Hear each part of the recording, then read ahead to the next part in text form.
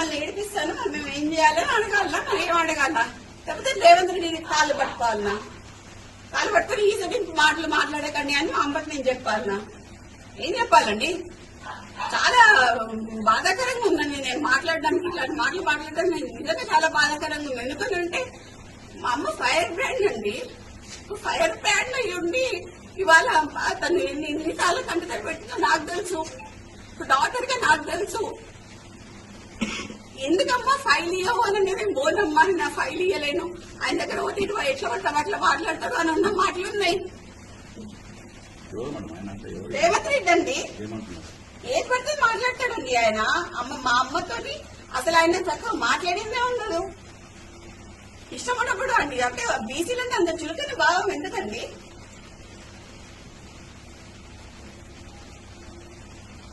ఒక మీటింగ్ జరిగిందండి ఢిల్లీలో.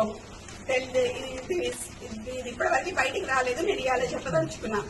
ఢిల్లీలో అందరూ ఖర్గే గారు ఉన్నారు, అందరూ మీటింగ్ జరుగుతున్నప్పుడు అందరు మంత్రులు ఉన్నారు, సీఎం ఉన్నారు, ఖర్గే ఉన్నారు, అందరు ఉన్నప్పుడు మా అమ్మ ఏం మాట్లాడింది అని అంటే, కొంచెం అడ్మినిస్ట్రేషన్ ప్రాబ్లం అవుతుంది, పిఏ మీకు అందజేస్తున్నారో లేదా మాకు తెలియట్లేదు అన్న విషయం మాట్లాడగానే వెంటనే రేవంత్ రెడ్డి పక్కనున్న ఖర్గేకి హిందీలో ఇందుకే ఇంటికి రానియా ఏమనంటే ఏదో ఒకటి చెప్తుంది, ఒక 10 పిటిషన్లు పట్టుకొని వస్తుంది, 10 పనులు పట్టుకొని వస్తుంది, ఈ పని చేయంటది, ఆ పని చేయంటది, ఈ పని చేయంటది. మరి ఏడికి పోయిందండి? పని చేయొద్దా? ఎమ్మెల్యేలు మినిస్టర్లు పని చేయొద్దా? మా అమ్మ ఆ రోజు ఏడ్చిందండి. ఆ రోజు ఢిల్లీలో ఏడుస్తున్నా అప్పటికప్పుడు పోయిన ఢిల్లీకి ఫోన్ చేసి ఏడుస్తే అప్పటికప్పుడు పోయినా. ఇప్పుడు జ్యోతి ఎవరున్నారు అక్కడ? జ్యోతి అది జ్యోతి ఆ రోజు ఢిల్లీలో అమ్మ ఏడ్చిందా? దేని గురించి ఏడ్చింది? ఏడ్చిందా? ఏమని చెప్పింది చెప్పాలి. గట్టి చెప్పమ్మా, కొంచెం లోడ్గా చెప్పాలి. ఇంకా గట్టి చెప్పు.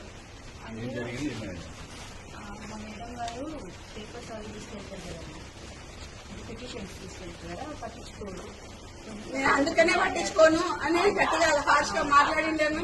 తర్వాత ఏడొచ్చి డాలీ శర్మ గారు కూడా వచ్చారు కదా, డాలీ శర్మ గారు కూడా వచ్చి మా అమ్మని అది చేసి వెళ్ళారండి. డాలీ శర్మ వచ్చి కాసేపు కూర్చొని తన్ని అది చేసి వెళ్ళారు. బీసీలను నొక్కుతున్నారండి, బీసీ లీడర్లని మా నాన్నని మా అమ్మని చెప్పడానికి ట్రై చేస్తున్నారు. ఇప్పుడు ఎక్స్ట్రాక్షన్ కేసు అని చెప్తున్నారు, ఎక్స్ట్రాక్షన్ కేసు అని చెప్పి వినిపిస్తాలని అంటగడుతున్నారు. ఈ అంటగట్టుడు ఏదో మా నాన్నకి ఆర్మ్స్ యాక్ట్ కింద మా నాన్నని తీసుకొద్దామని ట్రై చేస్తున్నారు. నాకు డౌట్. ఆ డౌట్ లో మాత్రం మా నాన్నకి కానీ మా అమ్మకి కానీ ఎటువంటి హాని చేసినా మాత్రం దానికి పూర్తి బాధ్యత